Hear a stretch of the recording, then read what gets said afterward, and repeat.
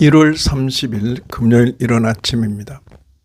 오늘 말씀 읽기 본문은 사무엘상 30장입니다. 본문을 다음 세 단락으로 나누어 묵상하고자 합니다. 첫째는 1절 이하 6절 아말렉의 침노로 맞은 또 한 번의 위기. 둘째는 7절 이하 20절 아말렉을 치고 모든 것을 되찾은 다윗과 그의 사람들. 마지막 세 번째는 21절 이하 30절 다윗의 귀환과 탈취물의 분배. 오늘 본문에서 우리는 다윗을 향한 하나님의 절묘한 섭리를 보게 됩니다. 블레셋 전쟁에 동원되었다가 다시 귀가 조치되어 사흘 만에 시글락으로 돌아오게 되었는데 그 사이에 아말렉이 침공하여 이미 휩쓸고 지나간 것입니다.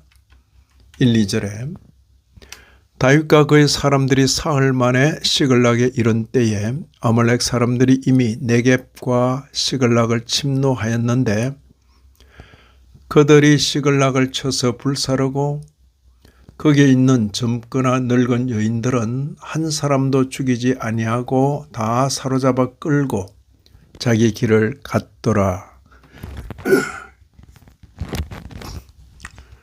남자들이 전장에 나간 사이에 여자들만 있다가 변을 당한 것입니다. 성읍은 불탔고 아내와 자녀들이 사로잡혀간 것입니다. 이에 다윗과 그와 함께한 백성이 울 기력이 없도록 소리를 높여 울었습니다.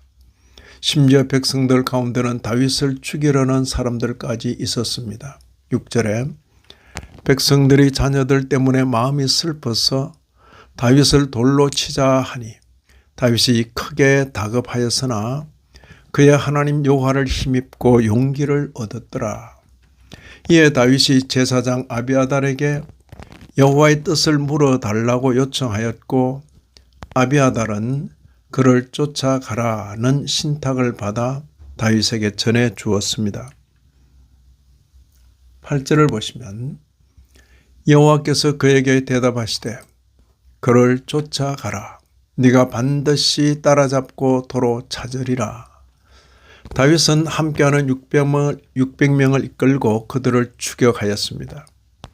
버솔 시내에 이르러서는 뒤처지는 200명을 거기에 머물게 하고 400명을 이끌고 계속 추격하였습니다. 추격하던 중 들에서 아말렉에 속했다가 버려진 애굽 소년 하나를 만나 그에게 자세히 묻고 인도를 받아 제대로 따라 붙일 수가 있었습니다. 그들은 승리에 도취되어 먹고 마시고 춤추고 있었습니다. 16절에 그가 다윗을 인도하여 내려가니 그들이 온 땅에 편만하여 블레셋 사람들의 땅과 유다 땅에서 크게 약탈하였으므로 말미암아 먹고 마시며 춤추는지라.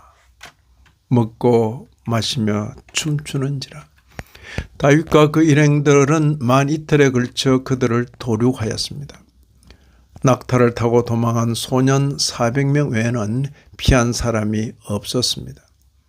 결국에는 다윗의 대승리로 끝을 맺게 되었습니다. 18절 이하 20절입니다. 다윗이 아말렉 사람들이 빼앗아갔던 모든 것을 도로 찾고 그의 두 아내를 구원하였고 그들이 약탈하였던 것 곧 무리의 자녀들이나 빼앗겼던 것은 크고 작은 것을 막론하고 아무것도 잃은 것이 없이 모두 다윗이 도로 찾아왔고 다윗이 또 양떼와 소떼를 되찾았더니 무리가 그 가축들을 앞에 몰고 가며 이르되 이는 다윗의 전리품이라 하였더라. 큰 승리 뒤에 위기가 찾아왔습니다. 전리품의 분배로 인한 것입니다. 함께 갔던 사람과 함께 가지 못했던 사람이 동등하게 전리품을 가질 수는 없다는 주장이 나온 것입니다. 그럴듯한 논리입니다. 하지만 다윗은 단호하게 정리하였습니다.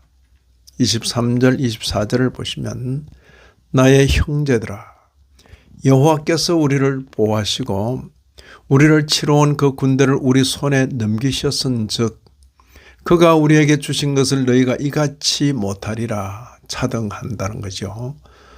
전장에 내려갔던 자의 분깃이나 소유물 곁에 머물렀던 자의 분깃이 동일할지니 같이 분배할 것이니라.